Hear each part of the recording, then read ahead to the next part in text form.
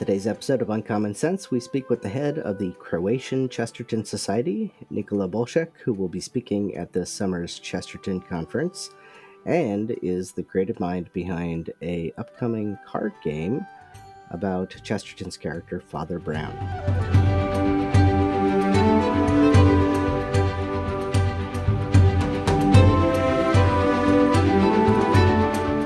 Well, hello again, viewers and listeners. Welcome to another episode of Uncommon Sense. I'm Joe Grabowski, the VP for Evangelization here at the Chesterton Society, joined as usual by my wonderful co-host and colleague, Grettelyn Darkey. Hi, Grettelyn. Hi there, Joe. And we are welcoming from across the ocean today, through the miracle of technology, our counterpart and a good friend, Nikola Bolsec. Hi, Nikola. Hi, Joe, and hi, Grettelyn. Nice to have you here in Croatia. Yes. Very It is good. It is good digitally to be in Croatia. Yes. I've been in person a couple of times, though it's been many, many years, and that was back before I knew you, so didn't necessarily cross paths while I was over there. But it is quite a lovely country, and so if you're out there watching and listening, and you've maybe been looking at a map and considering future vacations, I definitely would put Croatia on your list. Not only the Adriatic coast, but Zagreb and Plitvice, the lovely Yes. nature continent. parts there. Yes, indeed. And also, I think people can contact me if they want. If they are in Croatia, they can contact me or contact us, Chestertonians, so we can connect, hang out, and basically we like to be good hosts. So we like to welcome, especially if somebody from the let's say from not just unknown guests, but especially if they are Chestertonian guests. So it's going to be a privilege to us. Wonderful. So you missed your opportunity. When you were in Croatia, we would treat you as a king, basically. Well, I'll have to come back. I think that's what this definitely. says. You're invited, as well as Grettelyn. Mm-hmm. Yes.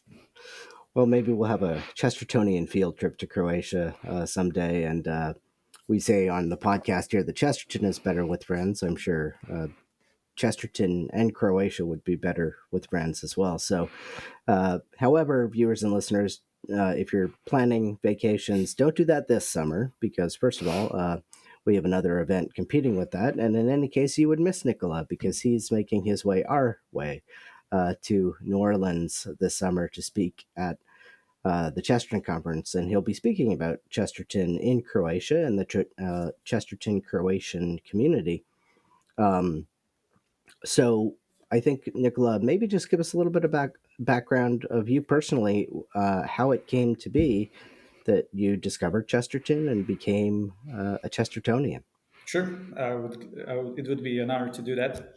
So I want to spoil everything, because I'm preparing this talk on Chesterton in Croatia. And as you said, Chesterton is not just better with friends, but I think also that Chesterton is, how to put it, not just better with friends, but also I would say there's also a personal story involving how I would say everybody how they met Chesterton. So it was in 2008, I think. I was at my first year of studying philosophy at Faculty of Philosophy and Religious Studies, run by the Jesuits. And I was looking for thinkers, philosophers who were influenced in their work by their faith. So I was looking for this and that, and then I was at the mass one day, and in this in the church, at the entrance of the church, there were a stack of different kind of magazines and newspapers and so on. And I found this magazine that was run by some Catholic intellectuals from Croatia. And inside there was an essay by Michael O'Brien, translated into Croatian, about G.K. Chesterton. So I was reading about this G.K. Chesterton, that he was, influenced by. He was a prominent Catholic and so on. And I was intrigued, so I looked him on the internet. And a couple of months later, in that same church, there was a feast day of our saint, Blessed Ivan Merz. Uh, I found there was this guy. He's always selling books there on every feast day, and I found a copy of Orthodoxy. Hmm. So I immediately bought it, of course, and at the same time, I also bought another book of Chesterton, The Everlasting Man. So I read them both, but it was like I read it and it was interesting. Then I put it aside. So fast forward, I think 5 years. I met my best friend and my best man and the true founder of the Croatian Chesterton Society, Ivo Jeb. I think you do know him. You met Mhm. him online also. Um, he was a fanatic at that time. He was the fanatic about Chesterton, and he said, "I want to start a society. I want to start like a more or less like a book club in a pub." And he was inspired by those. I think that's on your website. Dale mentions couple of points how to start a society. So he was inspired by that. He was truly a fanatic, and I remember that day. It was summer of 2013. We were standing in the main square in Zagreb, waiting for the tram to come, and he said to me and my one of our friend, "You know, I want to start a society, but I'm afraid nobody will come." And we said, "Oh, don't worry, I will come, and we will come. Just send an email." And then a couple of months, almost a year later, he finally sent an email inviting everybody he knew to basically form the society. And we started to read Orthodoxy. That's the that's the that's the second time I was reading Orthodoxy, and in a way, I got to know Chesterton a little bit more, but it was still not enough. So another year, two, three, I started working at Laudato TV. It's a Catholic television station in Croatia, and we have a good relationship with EWTN, and I've seen Dale Alquist's show, The Apostle of Common Sense. So I said we Hmm. have to have that, you know. And I've contacted them. They gave us the show. I've chosen the show. I've translated the show, and during the translation of Dale's show, it was late 2016 and early 2017. It was like I suddenly caught on fire. It was like my brain was my burning, and I felt like this fanaticism that Evo had. It was passed on to me, Hmm. and that's one thing. And another thing, I sensed. A need to pray to Chesterton, to Hmm. pray to Chesterton. So I started to pray to Chesterton, to basically talk to Chesterton. And it was also another way that I came to understand what is communion of saints. Saints, you know, it was basically friends who more or less chose us. We don't choose them, but they choose us and they support us. That's how I, even to this day, I still feel about Chesterton, and I pray to him every day, and it's a special connection. I dare to say. So that's 2017. We started to, because we had some kind of a, we didn't hang out so much at the Chesterton Society. Then I some people told me, "Come on, start it again. We have to hang out. It's so good." Yeah, I said yes, no problem. But then I said we have to have a logo, and we have to have our membership like cards, you know, club membership cards. Hmm. That was the second step, and the third step, we have to have like a festival, like a conference. And I said we're going to start. We have to share everything we know, we love about Chesterton to everybody. That's basically how. That's basically the short story of how I fell in love with Chesterton. It was from the third time, and from that time until now, from 2016. I mean, I'm working on my PhD. It's about Chesterton, so I'm I'm swimming in the ocean of GK. So it's basically like that. I love that. But I think you, but before from the third time, that's the point. Yeah. That's yeah, the we've heard so many Chesterton stories, and like you said, everybody has a story of how they met Chesterton, and that's one of the coolest things about him. And I think you're the first person that I've ever heard who met him in a church. That's very cool. I don't know if you have, Joe, but that's a first for me. That's really neat. That's so special. It is indeed, and I I know that you put on these wonderful conferences.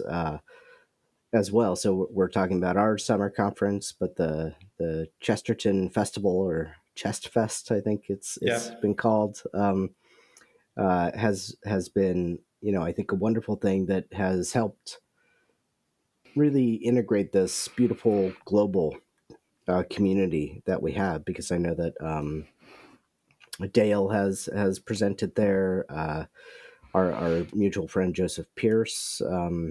I got to do one via Zoom one year, Yes. a presentation on distributism, and I got to sort of correlate distributism with a little bit of the naive movement in art, naive art over there in Croatia. Which, again, viewers and listeners, if you're not familiar, look it up. It's really, really charming, winsome artwork of movement over in Croatia.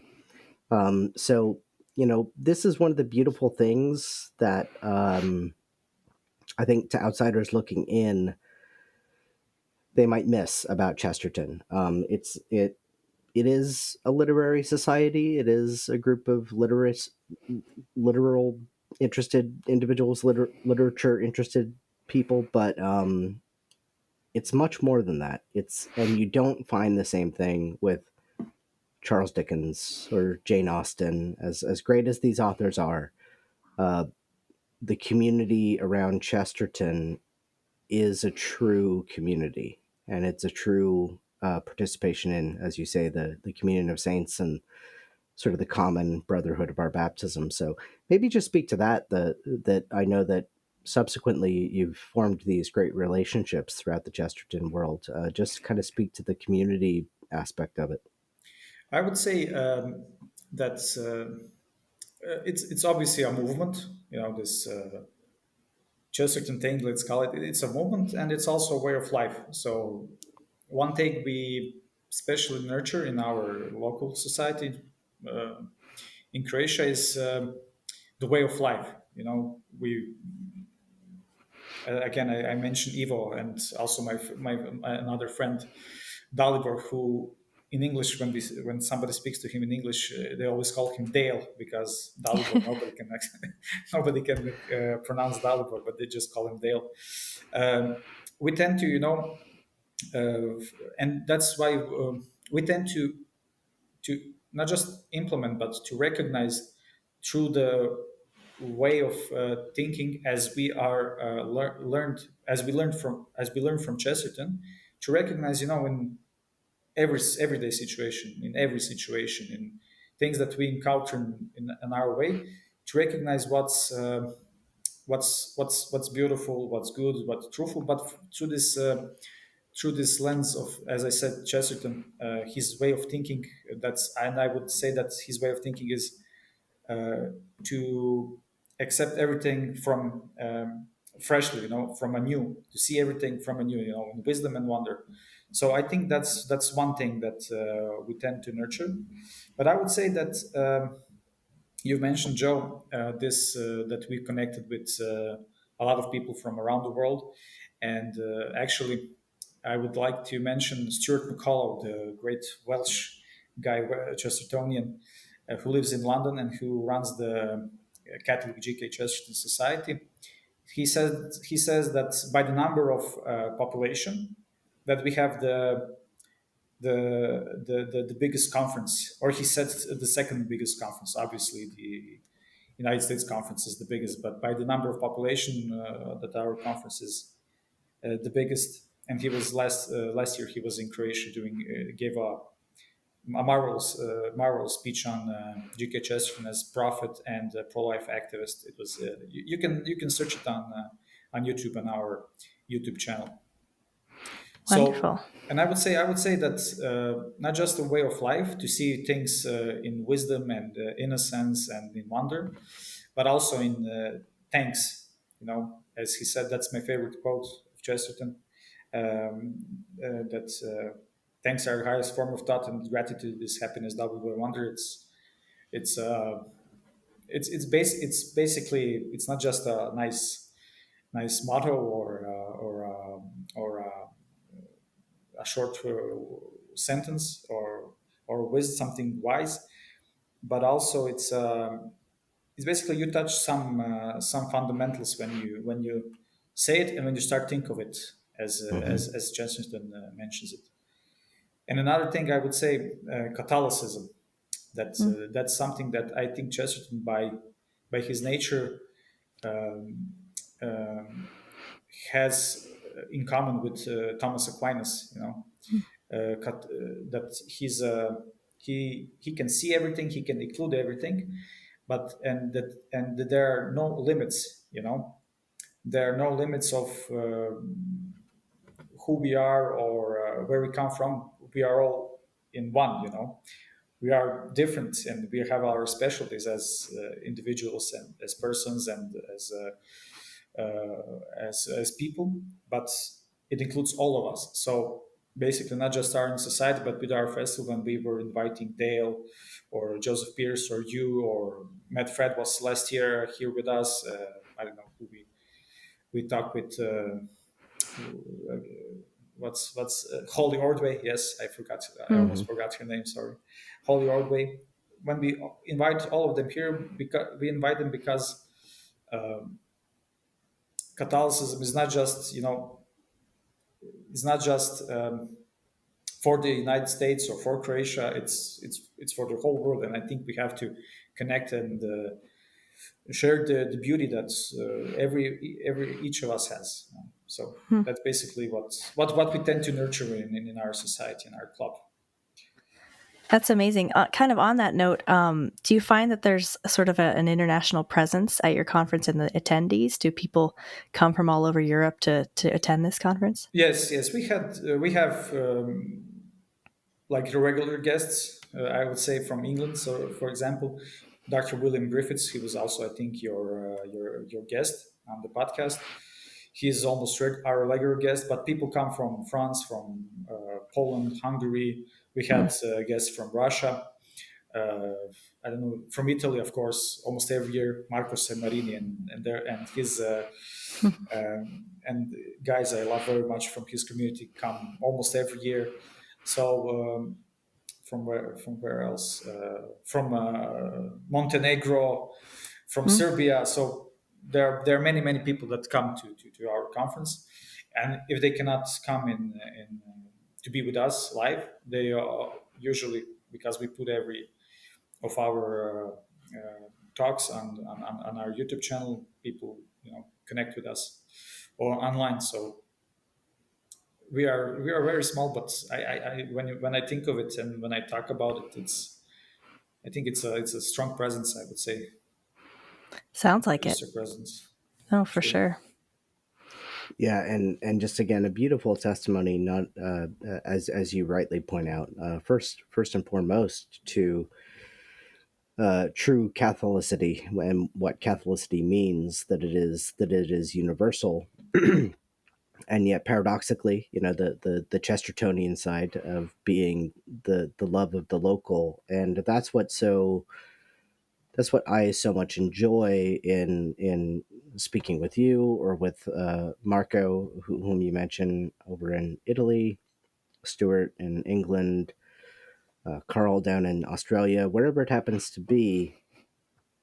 Um, there's sort of a different vibrancy to the way that Chesterton has this impact, and that's just kind of one of the beautiful things about it. So I do encourage, again, the viewers and listeners. We'll have some links down in the show notes where you can learn more about the Croatian Chesterton Society, about some of the talks that they've had at the conferences and things like that. And just there's no dearth of Chesterton content to continue to enrich your life with, and it's really neat to kind of see it coming from different places, and to see Yeah, the different places that are set on fire with his thought. I remember it was. I think it was just in time when Dale came back from Croatia. He did an episode with Brandon Vaught. It was not the Uncommon Sense podcast, but it was some kind of show that you guys did. And Brandon asked him, I remember the question, like, you're in Croatia from all of the places in the world. Why Croatia? Chesterton. It was funny, But I mean, when you think about love, the definition, especially the what Christianity, especially the Catholic Church, teaches of what love is. It's love doesn't exclude; it includes. Hmm. So, and when you have that, when you have this Chesterton's aspect of love your local, but also he had a special. He was especially fond with small nations or nations that were fighting or for their independence, for their sovereignty, and so on. Um, I think you have like you have the what's the phrase in English? I forgot it. Like you have the I would say it in Croatian, but I also forgot it in Croatian. Sorry. But basically, you have like a perfect match. Yes, the perfect Mm. match. It's you know. I would say that Chesterton chose us. He chose Croatia, and that in one way, and but in the other way that it was a fruitful ground, for him to come. Yeah. But it's really incredible. I just met a professor a month ago at the Catholic University of Croatia. He's a history professor, and we were talking about something, and I told him something about Chesterton, and he said, "Oh yes, Chesterton, haha, he's so popular these days," and it's incredible. I mean, journalists that are pretty, more or less famous in Croatia, they quote Chesterton. Popular philosophers wear the T-shirts that we made of Chesterton. Um, like Chesterton is almost everywhere in Croatia. It's just incredible. And what's also very interesting, and I will talk about that in my talk, that in during Chesterton's when he was still alive, we had in the period between the two world wars, we had in Croatia a large Catholic movement. It was mostly movement of the youth, but also intellectuals. It was a huge movement, and one of the most prominent intellectuals of those days, Ljubomir Maraković. He was also a very, very prolific writer. He wrote thousands of essays. So it's almost not, he was not that prolific as Chesterton, but nonetheless, he wrote a lot of things. He wrote I think it was an article about the man who was Thursday, or it was in general about Chesterton. It was in 1920s, and in those days, people in Croatia, they didn't know much about English language because they were mostly connected with German language, Italian, and French. Because when they were studying, they went to the countries that were nearest. I mean, there was no Hmm. internet back then, and so on. But uh, he read the novel, and he obviously got some other information about Chesterton, and he wrote an article about Chesterton. He he describes Chesterton perfectly, like perfectly. So they knew Chesterton. They wrote him that he was a great guy, a big star in England, one of the leading Catholic intellectuals and writers. And then we had communism, but Chesterton was still present, like incognito, like in the underground. I remember my professors, Jesuits, told me that they copied the Everlasting Man, in this. That's kind of a machine. It's not a typewriter, but some kind of a machine that you can easily make copies of the documents. So they read underground, publications of the Everlasting Man. Then we gained independence, and the books started to be publishing, but they were bad translations. And as Dale said in Croatia, for example, the Czech translations of Chesterton were so bad that the paradoxes were even better. So we had something of that in Croatia, but in Croatian language. But yeah, he was always present. He was always present. But I would say that he fell onto a very, very fertile ground. But also that he chose us in a way. I would say, because I will talk about that in my lecture. So I don't want to spoil everything, but I think it shows this. Yeah. Hmm. Oh, that's fascinating. And, it makes me think if a thing is worth doing, it's worth doing badly, Yes. right? But it's definitely True. worth trying to get Chesterton out there, even if the translation is poor at Yes. first. Yes. Yeah. I agree. I agree. Hmm.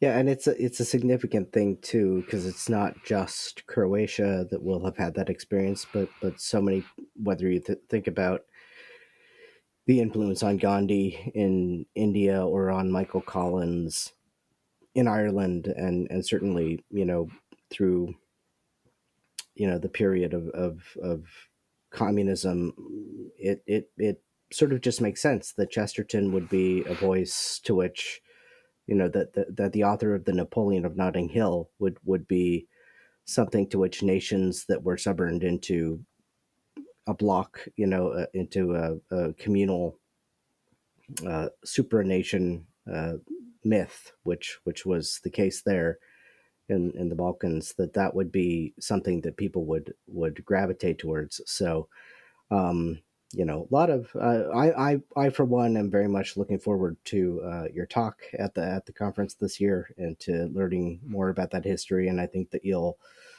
have quite the great Q&A. But we also will have you at the conference to switch gears here for another subject quickly. Um, presenting something that has been in the works for many years. You and I had a time working together on it. This great idea of yours to promote Chesterton by yet another means, which is that of a game, and a game focusing on the character of Father Brown. So, without again spoiling too much of what we'll hear at the conference, why don't you tell us a little bit about that project? I can. What I can say is why didn't anybody came up to this idea already? Because Sure. it's almost obvious. I would say. Chesterton he invented the games, and he, as far as I know, he mentions one game that he invented in his autobiography with H.G. Wells, the game of Geiger. Um, he describes it a little bit, but he doesn't explain how it does it function. So basically, I read that. That was in 2017, and then I was like, "What kind of game would be good? What kind of good Chesterton kind of game would be good to make to make?" And I was sitting, and first there was some kind of a game, some kind of fantasy game, but in a matter of seconds, I would say, well, obviously detective kind of game, detective board game. And Father Brown, I mean, it's a genre that, especially in the board games, it's a genre that's very popular, that's Yeah. very prominent. There are a lot of games manufactured. Uh, so that was basically my idea. A Father Brown detective card board game. That was now 8 years ago. Wow, a lot of time. A lot. Wow, that's a lot of time. Yeah. Yeah. So I came up with this idea, but again, I'm not a game designer. I cannot, make the mechanics. I can help a lot, but I'm not the kind of guy. I can bring ideas. What the game has to be about. What does it have to have? The only thing I was persistent of is that it's a fun game, and that we have to have a lot of fun making the game. Hmm. Because I think that's one of the things that I wanted to game to promote is this virtue of playing games. In Greek, it's eutropelia. In Latin, is jucunditas. And in English, I think it's leisure or something like that. Correct me if I'm mistaken.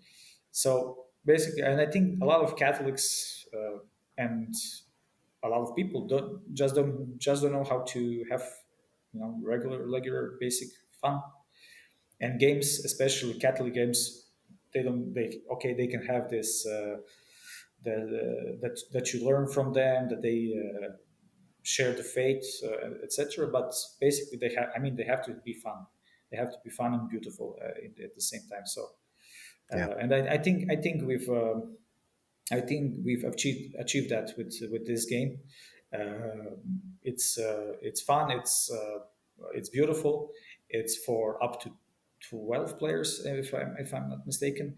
You can assume the role of Father Brown, and you can solve the crimes or find the murderer based on the Father Brown wits, as we call them, basically words from wisdom and wit and wisdom from the Father Brown himself. So, and I think well, basically everybody who played the game loved it. So I think people are going to love it. Great. Yeah, it's very exciting, something to look forward to, and something very tangible. And you're speaking about sort of the translations. I think another good English word that might capture the sentiment better, at least for my, because leisure Yeah. is one aspect of it, but when we speak about these things in English, we talk about recreation. And Mm. if you just look at that word, recreation, Yeah. True. there's something kind of really beautiful in thinking about that as what we do with our leisure time. That for leisure to be properly leisurely, it probably ought to be recreative, restorative, to Mm. Yes. find and discover things in life anew. So, and Mm-hmm. that's what reading Chesterton does to us. But playing a good game should do True. that for us as And well. imagine reading Chesterton and playing a Chesterton game at the same time. Paradise. What's better than that? True. True. And doing that with friends, not alone. Hmm. Up to Amen. 12 friends. That's a Yes. lot. That's an Yes. excellent. Yes. That's a And you party can and right you there. can you can accuse somebody of being a murderer. So That's Which, always fun. well, yeah, and you could read Chesterton's essay on juries before doing that, maybe, and it all comes full circle true. there, right? True. The True. 12 men.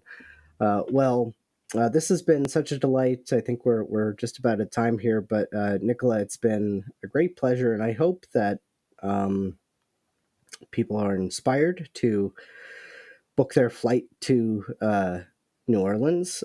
You have really no excuses now because look how far Nikola has to travel to get there. So you certainly can undertake a shorter adventure to join us. Come meet him in person, hear all of the fascinating things that he has to talk about, and maybe play a few hands of a card game with him. If I can add just two Yeah, things, please. I have to travel to this time space continuum for one, and another thing, as Dale always says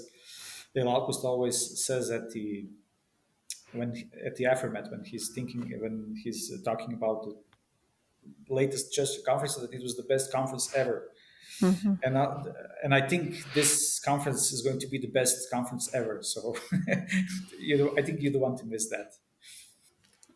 Absolutely. Well, thank you for the endorsement, and I agree, and I know we know Dale agrees. It Hmm. will Yeah. be the best conference ever. So, thank you again, Nicola, and look forward to seeing you in just a few short months.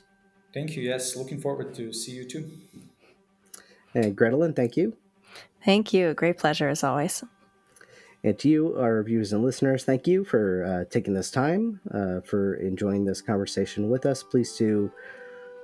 Hit the like button, hit the subscribe button, share this, help us to grow our audience, help us to invite more and more people uh, into this Chesterton movement that, as you can see here, is vibrant, it is local, but it is also worldwide, and it is as universal as our shared faith, and there's something really beautiful about that. And so we want more and more people reading Chesterton, playing with Chesterton, and listening to this podcast, Uncommon Sense, because as we always say here, we know Chesterton is always better with friends. Till next time, God bless.